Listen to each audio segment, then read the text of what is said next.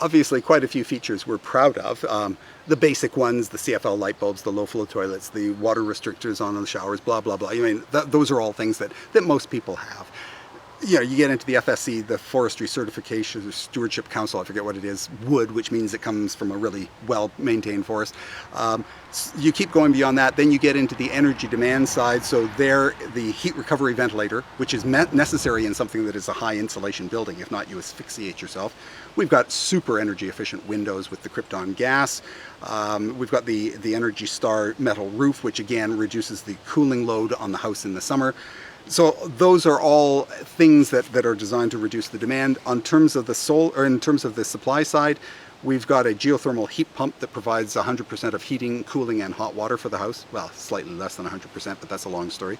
Geothermal, we've got the microfit, which isn't ours. We feed the electricity into the grid, but it's on our roof, so we're leasing the solar panels, so to speak. We've got a couple of small solar panels that charge my battery system, which runs as much as possible. And I should back up then. We're trying to replace, we went to CFL, off incandescent, we went to CFL. CFL has problems, so we're migrating over to light emitting diode LED bulbs, which are, I think, something like 10% the energy of a CFL bulb without any of the mercury contamination fear, blah, blah, blah. And they're now down at the cost. They can run off 12 volt, so we've got one wind turbine now. We're installing 2 more this summer with some solar panels that feed into the battery system, and that battery then feeds this LED lighting. We're talking about installing a micro hydro, but that may not happen. Let's see, solar, wind. We do not have a solar thermal water heater. That's the one thing that we actually are missing. But, you know, so it's a fair range of supply sides for both the thermal side as well as the electric side. What we want to do with our backup, where we're doing it, is not only is it there for the ice storm or the power failure, the grid outage, but we're also using it that we can tap into it during peak periods during the day, so that again, at night, overnight, when the electricity prices are really cheap, I'm using 6 cents a kilowatt hour to charge the batteries. During the day, when they're charging me 12 cents, I will run a lot of my stuff, assuming there's no power outage, you know, obviously. So therefore the batteries are charged. I might as well use the batteries to run my computer, to run my fridge, freezer, critical loads for free. Or, you know, it's free during the time. I'm not paying 12 cents. I paid 6 cents at night to charge the batteries. I'm losing some efficiency, but during the day I'm using my backup, which is there for emergencies, but I'm also using my backup for daily, day-to-day operation off electricity.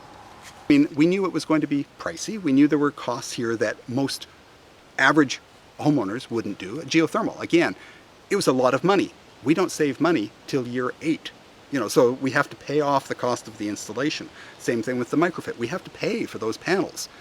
Later on in the contract, we will actually make money. Right now, we're not making any money because we're paying off the loan that we took out to do that. So, I mean, that's part of the fundamental problem with finance.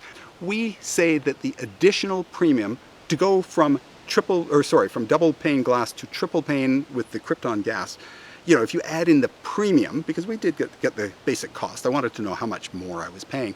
We estimate about 40,000, maybe as much as 50,000 of additional cost that will have a payback, but I can't tell you what the payback is because I just won't be paying that much more for energy, you know, and we get more silence in the house, you know, it's a much more beautiful, sympathetic living environment. EnerGuide is the federal rating program for houses. We actually hit a 90, found out that we are within the top 20 houses of retrofits. So there may be houses out there that are super, super, super great that have never been tested.